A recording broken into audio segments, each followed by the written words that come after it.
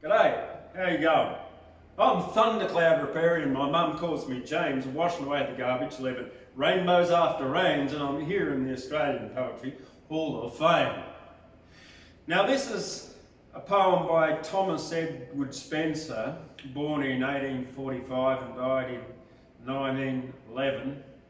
And he's one of, not a well-known poet, but he is very well known for this particular poem, How McDougall Topped the Score, published in the Bulletin in 1901. How McDougall Topped the Score by Thomas E. Spencer. A peaceful spot is Piper's Flat, the fold that live around. They keep themselves by keeping sheep and turning up the ground. But the climate is erratic, and the consequences are the struggle with the elements is everlasting war. We plough and sow and harrow, then sit and pray for rain, and then we all get flooded out and have to start again. But the folks are now rejoicing as they ne'er rejoiced before, for we've played Molongo at cricket and McDougall topped the score. Molongo had a head on it and challenged us to play a single innings match for lunch, the losing team to pay. We were not great guns at cricket, but we couldn't well say no, so we all began to practice and we let the reaping go. We scoured the flat for 10 miles round to muster up our men, but when the list was totaled, we could only number 10. Then up spoke Tim Brandy. He was always slow to speak, and he said, "What price, McDougall, who lives down at Cooper's Creek?" So we sent for old McDougall, and he stated in reply that he'd never played at cricket, but he'd half a mind to try.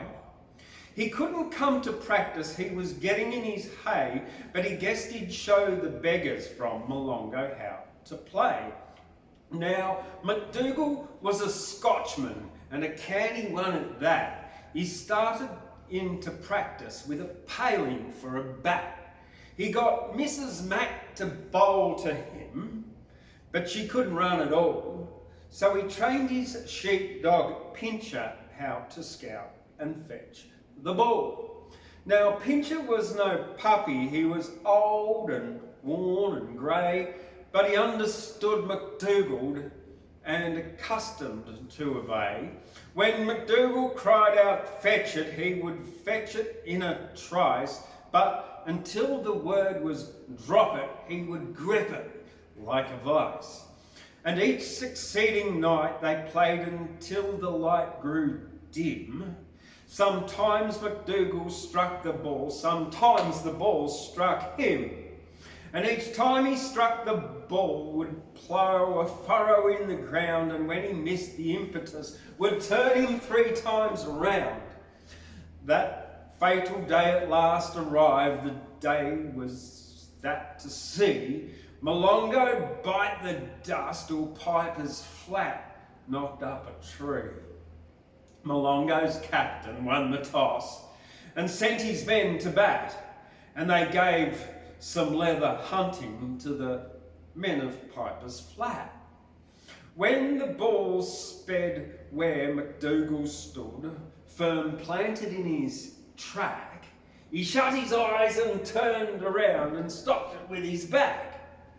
The highest score was 22, the total 66, when Brady sent a Yorker down that scattered Johnson's sticks. The Piper's Flat went into bat for glory and renown, but like the grass before the scythe, our wickets tumbled down. 9 wickets down for 17, with 50 more to win. Our captain heaved a sigh and sent McDougall in.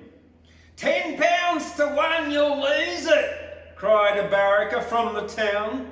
But McDougall said, "I'll take it, mon," and planted the money down. Then he girded up his moleskins in a self-reliant style threw off his hat and boots and faced the bowler with a smile. He held the bat the wrong side out, and Johnson, with a grin, stepped lightly to the bowling crease and sent a wobbler in. McDougall spooned it softly and Johnson waited there, but McDougall, crying "Fetch it!" started running like a hare. Malongo shouted "Victory! He's out as sure as eggs," when Pincher started through the crowd and ran through Johnson's legs. He seized the ball like lightning, then he ran behind a log, and McDougall kept on running while Malongo chased the dog. They chased him up, they chased him down, they chased him round, and then he darted through the slip rail as the scorer shouted 10! McDougall puffed, Malongo swore, excitement was intense as the scorer marked down 20, Pincher cleared a barbed wire fence. "Let us head him!" shrieked Malongo, "brain the mongrel with a bat! Run it out, good old McDougall!" yelled the men from Pincher's flat. And McDougall kept on jogging, then Pincher doubled back as the scorer counted 40 as they raced across the track. McDougall's legs were going fast, Malongo's breath was gone, but still Malongo chased the dog. McDougall struggled on. When the scorer shouted 50, then they knew the chase would cease, and McDougall gasped out, "Drop it!" as he dropped within his crease. Then Pincher dropped the ball, and as instinctively he knew discretion was the wiser plan, he disappeared from view. As Malongo's beaten men, exhausted, lay around, we raised McDougall shoulder high and bore him from the ground. We bore him to McGuinness's, where lunch was ready laid, and filled him up with whiskey punch, for which Malongo paid. We drank his health in bumpers and we cheered him 3 times 3. And when Malongo got its breath, Malongo joined the spree. And the critics say they never saw a cricket match like that when McDougall broke the record in the game at Piper's Flat. And the folk are jubilating as they never did before. For we played Malongo cricket and McDougall topped the score. Hey, I'm Thundercloud. My mum calls me James. And if you like that, click on the link, subscribe for more poetry from the Australian Poetry Hall of Fame. See you later.